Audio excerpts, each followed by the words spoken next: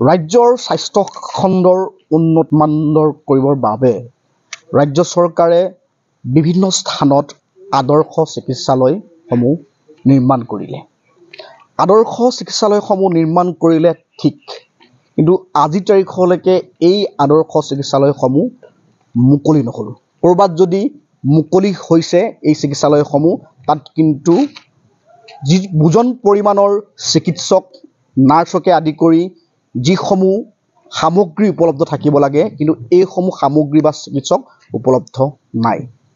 মই আজি এনে এখন চিকিৎসালয়ত উপস্থিত আছোঁ, আদৰ্শ চিকিৎসালয়ত, আৰু এই চিকিৎসালয়খন হৈছে এটা সময়ৰ হাই প্ৰফাইল সমষ্টি হিচাপে খ্যাত যি আমগুৰি সমষ্টি। আৰু আমগুৰি সমষ্টিৰ হালুৱাটিং চাহ বাগিচাৰ যিসমূহ জনসাধাৰণৰ স্বাস্থ্যৰ উন্নতিৰ কাৰণে আচলতে এখন আদৰ্শ চিকিৎসালয় ইয়াত স্থাপন কৰা হৈছিল। আৰু এই আদৰ্শ চিকিৎসালয়খন স্থাপন কৰাৰ পিছত দেখিবলৈ পোৱা গৈছে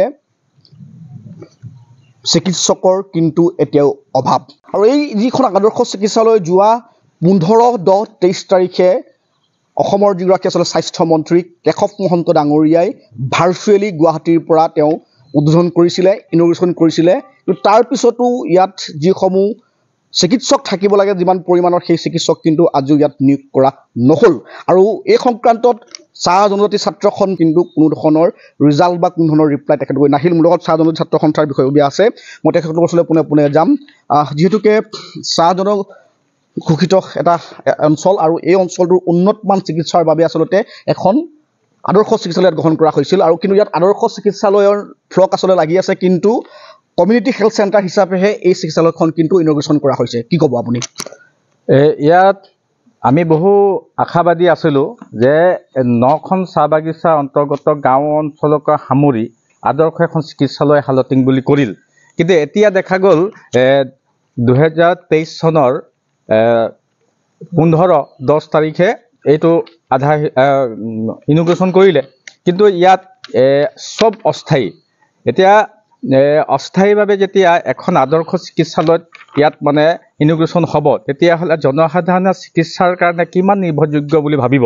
গতিকে ইয়াত যথেষ্ট সমস্যা হৈছে।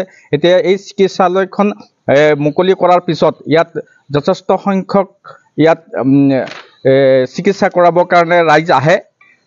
অহাৰ পিছত ইয়াত দেখে ইয়াত সুব্যৱস্থা নাই, মানে এজন ডক্তৰ মাত্ৰ 1টা বজালৈকে থাকে, 1টা বজাৰ পাছত ইয়াত ডক্তৰ নাৰ্ছ কোনো নাথাকে। গতিকে এনেকৈ অস্থায়ীভাৱে চলোৱা এখন আদৰ্শ চিকিৎসালয় কেনেধৰণৰ ৰাইজৰ বাবে গ্ৰহণযোগ্য হ'ব। গতিকে ইয়াৰ কথাটো হৈছে যে ইয়াত কোনো জনপ্ৰতিনিধি নহাকৈ এই মেডিকেলখন DC যোগেদি ইয়াত মুকলি হ'ল।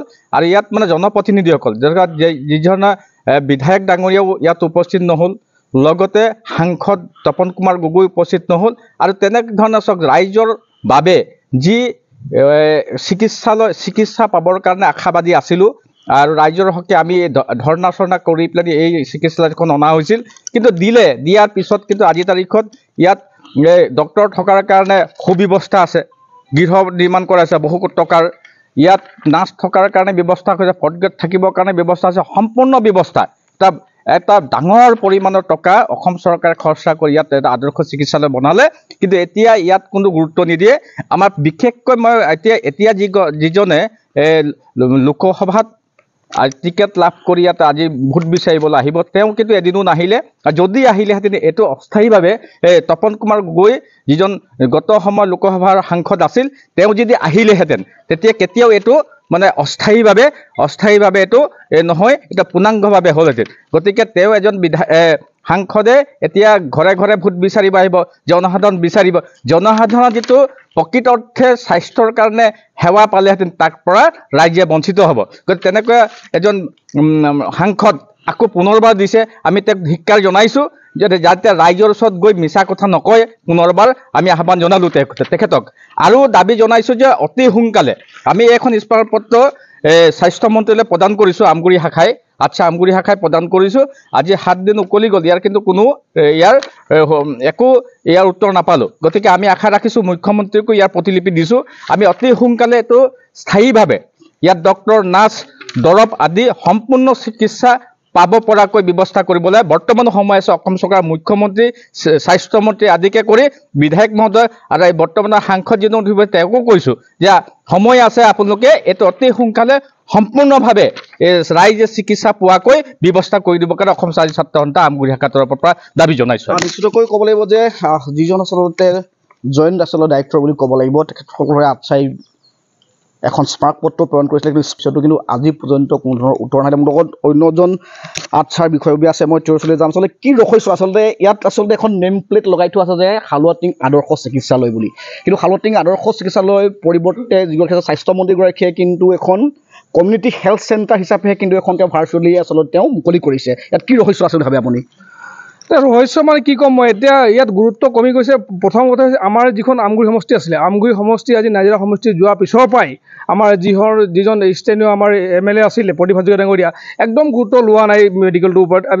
আমি জইণ্ট ডাইৰেক্টৰৰ ওচৰত গৈছোঁ, স্মাৰক পত্ৰ প্ৰদান কৰিছোঁ, তেখেতৰ লগত কথা পাতিছোঁ, কিন্তু তেওঁ এটা কথা স্পষ্টভাৱে ক'লে যে গত বিধানসভাত যিটো বাজেট বহিলে তেওঁলোকে কিন্তু সেই কথাখিনি আমাৰ আমগুৰি সমষ্টিৰ যিটো মেডিকেল কথাটো তেওঁলোকে কিন্তু উত্থাপন নকৰিলে। কিন্তু তেওঁ যদি কথাষাৰ যদি স্থানীয় MLA হিচাপে যদি কথাষাৰ উত্থাপন কৰা হ'লে আমাৰ কিন্তু এই যে আমাৰ মেডিকেলখন সম্পূৰ্ণভাৱে আজিলৈকে গঢ় লৈ উঠিলে হয়। কিন্তু তেওঁৰ হিমাহী কাৰণেই আজি আমাৰ বাগিচা অঞ্চলত থকা যিটো আমাৰ মেডিকেলৰ এই অৱস্থা আমি দেখিবলৈ পাইছোঁ। কিন্তু আৰু এটা কথা আছে, আমাৰ তেওঁ প্ৰদীপ হাজৰিকা বুলিয়ে কথা নহয়, আমাৰ সাংসদ মহোদয় আছে আমাৰ তপন কুমাৰ গগৈ, তেওঁ একেবাৰে গুৰুত্ব দিয়া নাই।